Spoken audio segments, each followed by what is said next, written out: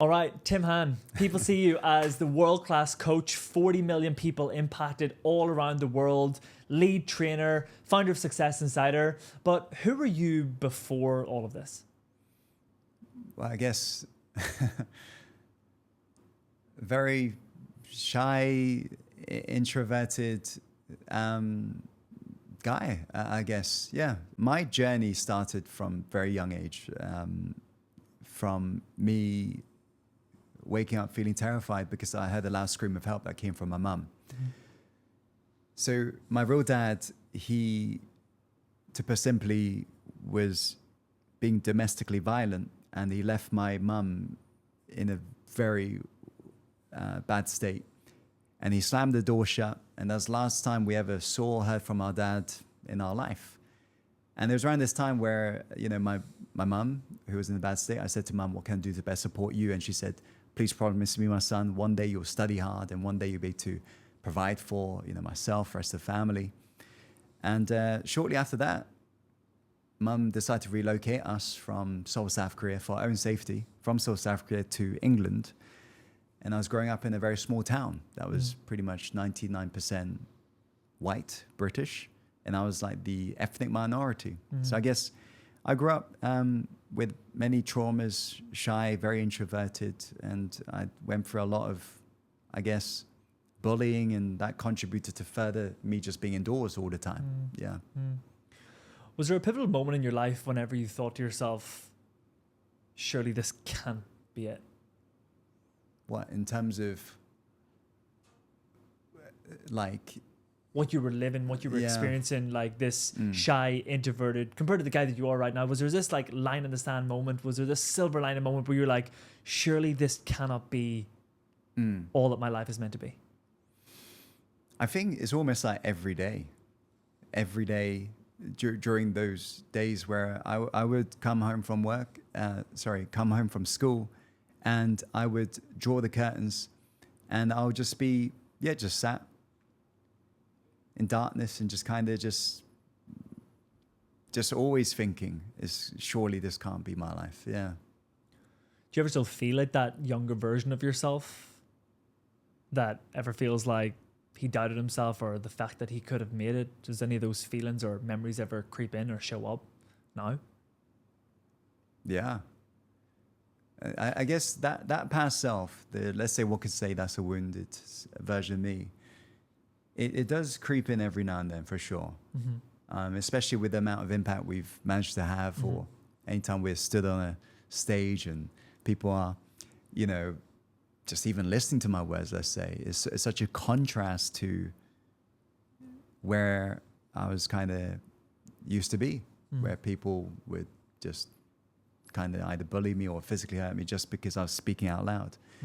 So I guess I guess that version of me still does exist every now and then, but I guess I'm ever so thankful for the choices I have made, because it's allowed not only myself in terms of my life to change, but also my mum's life to change, and our global family lives to change as well. Yeah.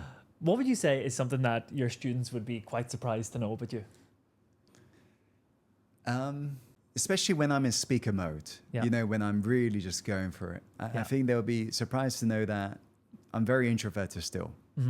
And I can be very quiet if I choose to be. And I can go back in my shell. And this is why I still continue to challenge myself to uptake new projects and keep testing my utmost capacity.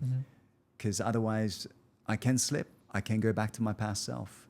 This is why I got a saying is like, do more things every day that remind you of who you really are. And steer clear of people that makes you forget who you really are. Steer clear of environments that makes you forget who you really are. Yeah. What would you say success used to mean to you versus what does it mean to you now? So like back then versus the version of you now, what was success, if anything different? Was it back then versus what success is now? I guess like in a place of survival, me declaring, for example, I want to retire you to my mum. The only thing success meant was retiring my mum, which is very financially motivated.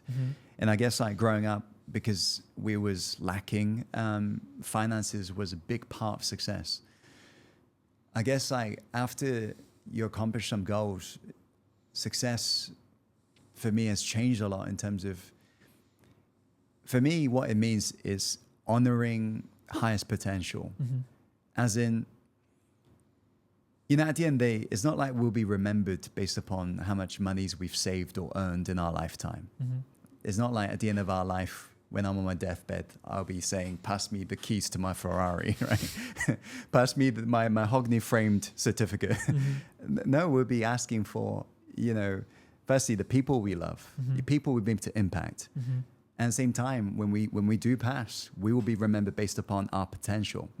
The eulogy will be a collection of stories regarding our potential, who we were, how we treated others, how we handled problems. So I guess like that's what success means to me, is like, who have I become? Who am I becoming? And how can I keep making decisions that prioritize that potential? Because that's our legacy. Yeah. Beautiful. What would you say, what emotion do you find the hardest to sit with still right now or accept, and why? I think the hardest emotion for me is probably acceptance, because like you know a lot of this work, especially when I was getting started, it sounded airy-fairy, personal development. Even though I was delving deep into psychology and all of this neuroscience, personal development, psychology, all of this, it sounded like, does it really work? Especially where I used to be. Does thinking better actually make your life better? Can I actually overcome procrastination? Can I actually believe in myself?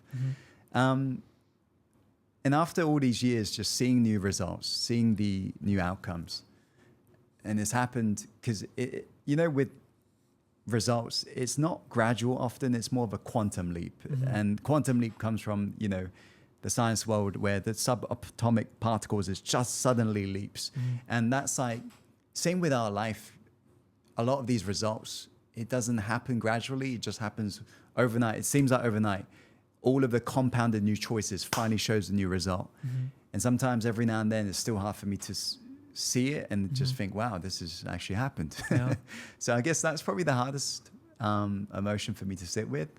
Yeah. Yeah. If a younger version of yourself, if you could see you right now, saw this version of you, like younger Timmy across this table, what do you think he would say? What would he say? I think he would say, he'll be in a disbelief. Yeah. He'll probably say, I can't believe it actually works. Whoa! No, because, you know, growing up in South Korean culture, we were one of the biggest skeptics. There's a reason why personal development doesn't exist really big in South Korea. He'll probably firstly say that, but at the same time, he'll probably, he wouldn't say much after that because he's so shy. Yeah. And I'll probably just say something back. It's just, yeah, I'll probably thank him for not giving up, to be honest. Yeah. Beautiful. Yeah. What would you say has been the one mindset shift that has completely changed your life? I know you've learned a lot about psychology, understanding, personal development, but the one mindset shift that has completely transformed your life? I think that, okay, for me personally, the biggest mindset shift was one of my old mentors. His name's Leo, who was around 79 years old when I was really spending a lot of time with him. He analyzed my patterns on one of the days and he said, Tim, you got to adopt the ready, fire, aim mentality. And I said to him, what do you mean? Isn't it ready, aim, fire? And he said, exactly. Most people are ready, they aim, and they never fire. They procrastinate, they delay. And he was teaching me, you know, essentially world-class achievers become world-class because they do more things to figure out what to actually do. And they take more shots, hence why it finally hits. Whereas most people are trying to perfect the aim, they're perfecting it, by the time they shoot, it's too late. Life has passed them by. So I guess like nowadays, because of that mindset, I move with urgency. I take more risks. And I guess that's the mindset that's really changed my life. And it does come from Leo. Yeah. Beautiful. Final two questions here today to wrap up this. Yeah. So if you could whisper a sentence into the world's ear, right? Like everybody heard you say one sentence, one message. It got to land with absolutely everybody. What would that be for you? Follow your heart and take action.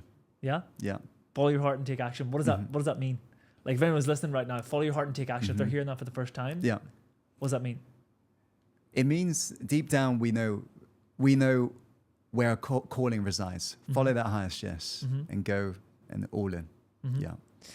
In years from now, if and when the world hears the name Tim Han, what do you want that to mean whenever people hear of Tim Han? What does that mean? I guess it probably would be follow your heart and take action. Be daring and be willing to be that one that changes things for you and your family. Yeah.